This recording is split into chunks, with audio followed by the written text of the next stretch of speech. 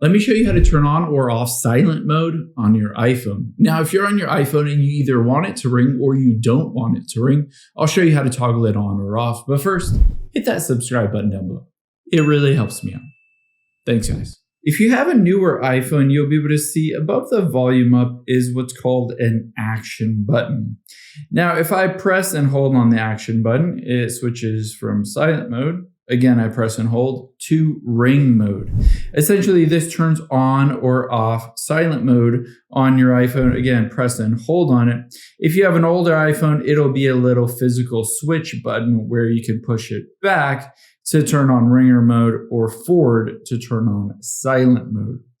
Now, there are a couple other ways that you can turn it on or off as well. Within the Settings app, if you go to Sounds and Haptics, here is silent mode. So you can choose to turn it on or off depending on your preference in here.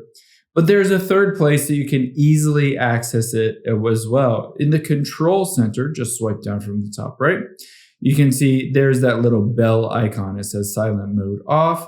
Or if I tap on it with the red line through it, that is silent mode is now turned on.